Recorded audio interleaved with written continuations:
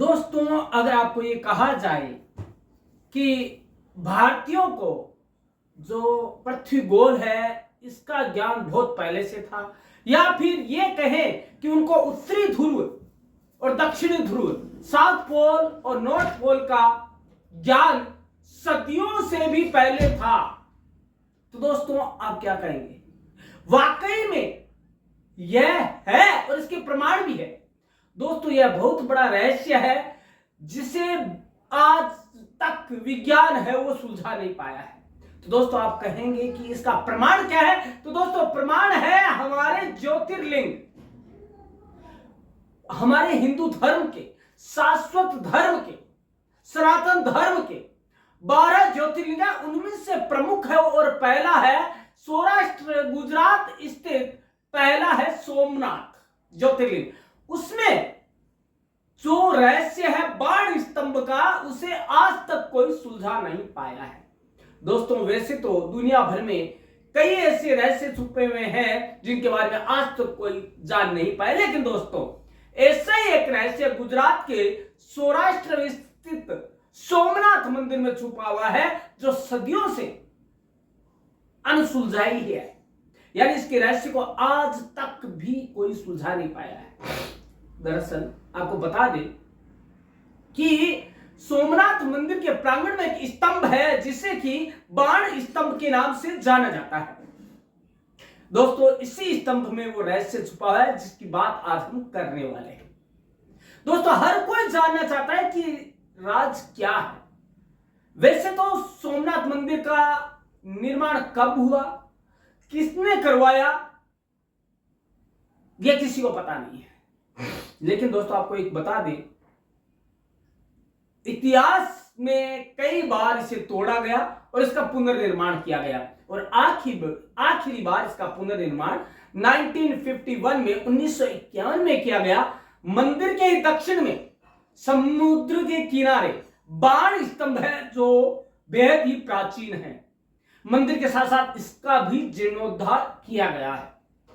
दोस्तों लगभग 6वीं शताब्दी में बाण स्तंभ का उल्लेख इतिहास में मिलता है। दोस्तों इसका मतलब यह है कि उस समय भी यह स्तंभ वहीं पर मौजूद था, तभी तो किताबों में इसका जिक्र किया गया है। लेकिन ये कोई नहीं जानता कि इसका निर्माण कब हुआ, किसने कराया और क्यों करवाया था। दोस्तों कहा जाता है कि जब से यह मानव जाति शुरू हुई उससे भी पहले का ये स्तंभ बना हुआ है, यह मंदिर बना हुआ है। जानकार बताते हैं कि बाण स्तंभ एक दिशा दर्शक स्तंभ है जिसके ऊपर हिस्से पर एक तीर, जिसे बाण कहा जाता है, एरो कहा जाता है, बनाया गया है, जिसका मुंह समुद्र की ओर है। इस बाण स्तंभ पर लिखा है, अब जो बात लिखी हुई है ना उसे ध्यान से सुनिए, उससे पता चलता है कि उस समय के हमारे जो भारतीय थे कितने ज्यादा ज्ञानवान थे, गुणी थे और ज्ञानी थे, जिन्हें विज्ञान का, खगोल का, सबका ज्ञान था। आज समुद्रांत दक्षिण ध्रुव पर्यंत अबाधित ज्योतिर्मय मार्ग, इसका मतलब यह है कि समुद्र के इस बिंदु से, किस बिंदु से, जहां पर उसका मुख है, वहां से लेकर दक्षिण ध्रुव तक सीधी रेखा में एक भी अवरोध, बाधा नहीं है। इस ज्योतिर्मय मार्ग में, इस प्रकाश पुंज के मार्ग में कुछ भी बाधा नहीं है। असल में इसके कहने का मतलब है कि इस सीधी रेखा में कोई भी पहाड़ या भूखंड स्थित नहीं है। अब सबसे बड़ा सवाल यह है, क्या उस काल में भी लोगों को यह जानकारी थी कि साउथ पोल कहां है और नॉर्थ पोल कहां है, या कि दक्षिण ध्रुव कहां है और उत्तरी ध्रुव कहां है? कैसे उन लोगों ने उन बातों को जाना या पता लगाया कि बाण स्तंभ के सीध में कोई बाधा नहीं है और रियल में नहीं है? उसके बाद विज्ञान ने जब खोज की तो वहां पे किसी भी तरह की कोई भी बाधा, कोई अवरोध, कोई डिस्टर्बेंस नहीं है।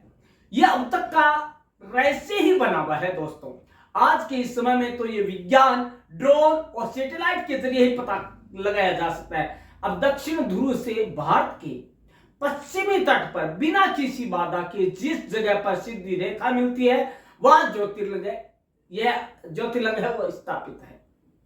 दोस्तों जिसे भारत के 12 ज्योतिर्लिंगों में पहला माना जाता है।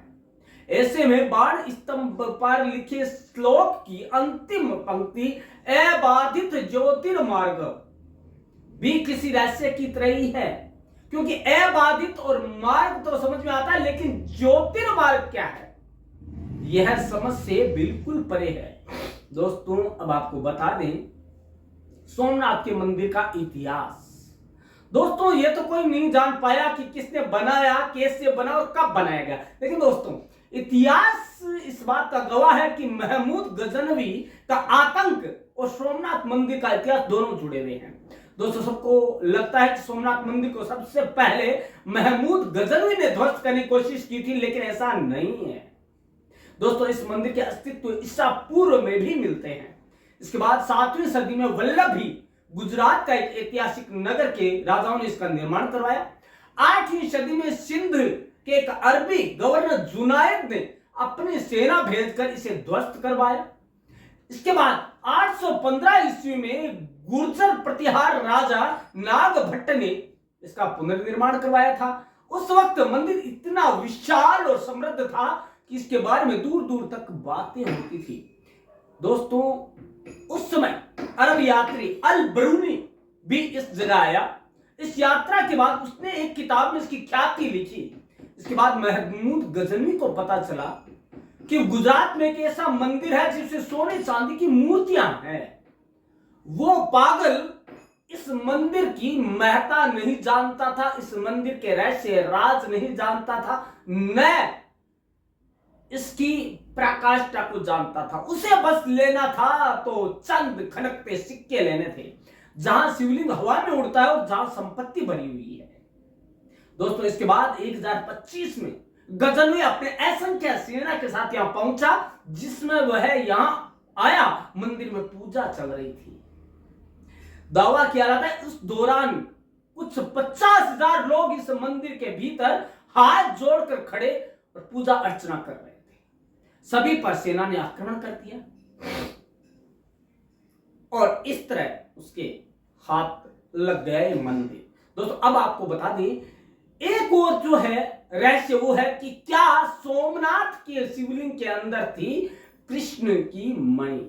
माना जाता है कि सोमनाथ के मंदिर के अंदर जो शिवलिंग है उसके अंदर भगवान कृष्ण की स्यमंतक मणि छुपाई गई है। माना जाता है कि इस मणि को जो भी चीज छू जाती है वह सोना बन जाती है। माना जाता है कि इस मंदिर के अंदर जो मणि है उसके अंदर एक ऐसी ताकत थी जिसके कारण यह शिवलिंग हवा में तैरता रहता था। और जब महमूद गजनवी आया था तब वह हवा में उड़ते शिवलिंग को देखकर डर गया। एक बार तो वो अंदर तक सियर उठा, जिसके कारण उसने अपने सैनिकों को कहा था कि शिवलिंग को तोड़ दिया जाए शिवलिंग को। कुछ का मानना है कि शिवलिंग के ऊपर और नीचे कुछ ऐसे पत्थर लगे हुए थे जिससे एक मैग्नेटिक फील्ड बनती थी, जिसके कारण ही शिवलिंग हवा में उड़ता था। बात जो भी हो, लेकिन इसका आज तक पुख्ता प्रमाण नहीं मिलता है।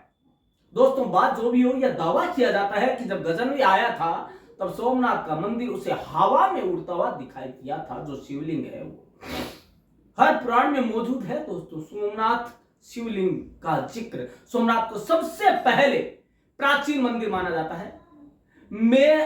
माना जाता है, ऐसा कहा जाता है कि सोमनाथ मंदिर असल में चंद्रदेव ने बनवाया था।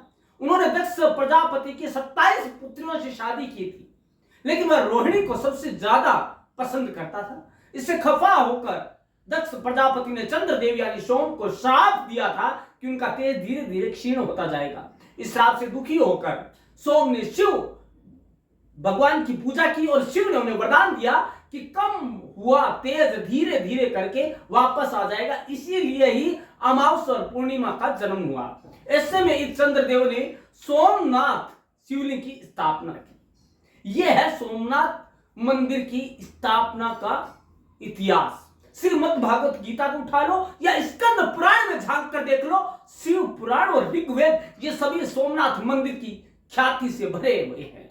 इसलिए ही इसका असल इतिहास किसी को भी नहीं पता, ना इस बात का पता है कि इसे कब बनाया गया। लेकिन दोस्तों आपको यह बता दें कि कितनी बार तबाह हुआ यह बता सकते हैं। दोस्तों पहली बार सिर्फ महमूद गजनवी सन 1921 इसमें 1024 ही नहीं, खिलजी की सेना सन 1296, मुजफ्फर शाह की सेना ने सन 1375 में, महमूद बेगदा ने सन 1451 में और औरंगजेब ने 1665 में सोमनाथ के मंदिर को तबाह किया था। लेकिन इस हर बार इसे दोबारा बनाया गया। दोस्तों यह है, दोस्तों ये राज है सोमनाथ मंदिर के बारे में, जो जिसे कि हिंदू धर्म, सनातन धर्म, शाश्वत धर्म का प्रमुख ज्योतिर्लिंग माना जाता है।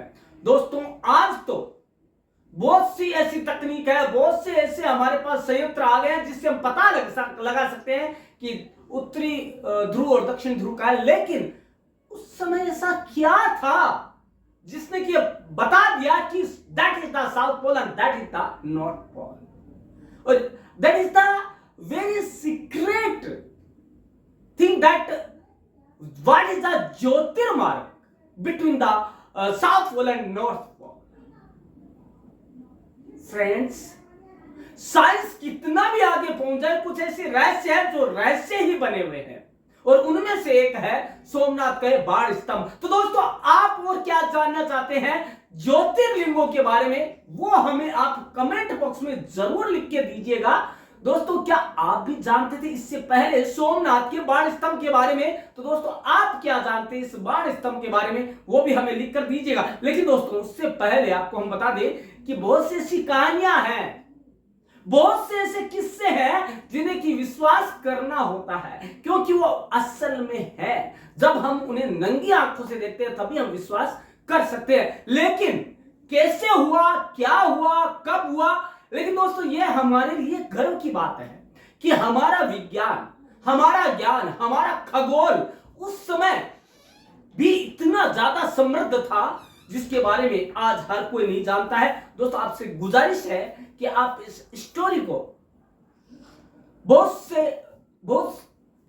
मतलब ज्यादा से ज्यादा भारतीयों तक पहुंचाए, ताकि उनको हमारे सनातन धर्म, शाश्वत धर्म और ज्योतिर्लिंगों के बारे में जानकारी हो सके। धन्यवाद दोस्तों।